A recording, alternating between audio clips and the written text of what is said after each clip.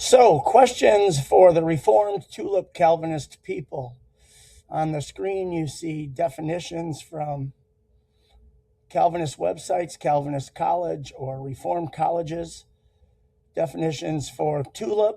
And with that said, perseverance of the saints is going to come into question. God keeps you guaranteed, locked in stone, always persevering. You're irresistibly drawn. You can't resist it. Limited atonement. I don't know if that one will show up. Sovereignty, right? Sovereignty is right there. So here's the question from 1 Corinthians 9. Everyone who competes in the games exercises self-control in all things. Well, is that true? God decreed all things, and some people continue to sin, and they don't exercise self-control. Why? Well, it's either predetermined and decreed not to, or maybe God's got a different plan for their life. Why would Paul, say this, write this, unless, of course, he meant something else? You'll notice I have a few different Bible versions, same verses, though.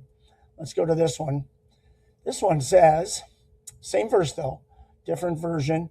I therefore so run, as not with uncertainty, so fight I, as not beating the air, but I buffet my... Wait a minute. Paul, actually, as a Calvinist, thinks that he is putting his own body under subjection.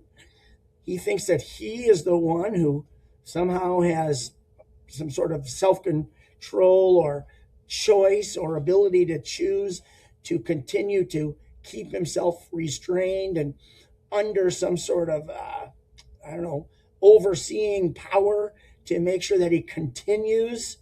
Why would he say this?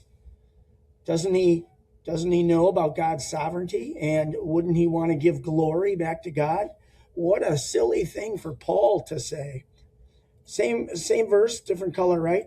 I discipline my body like an athlete. No, you don't. God does, Paul. So don't misspeak. Don't write scripture that's going to be eternal, Matthew 5:18, and never change. Right? My word never changes. No jot, no tittle will ever be changed. But Paul, didn't you know that you were under a sovereign control and you couldn't do otherwise? So why are you giving credit to yourself?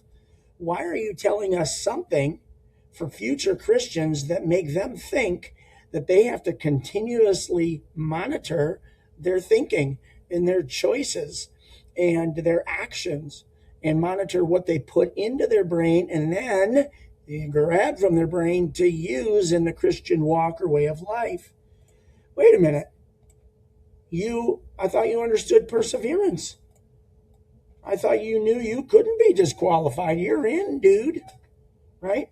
You just happen to be a unique sort, I guess, because your perseverance, you thought you had something to do with it, and you wrote like you did, and you wrote that you could become disqualified in any way, but the fact of the matter is you can't, and you're going to persevere.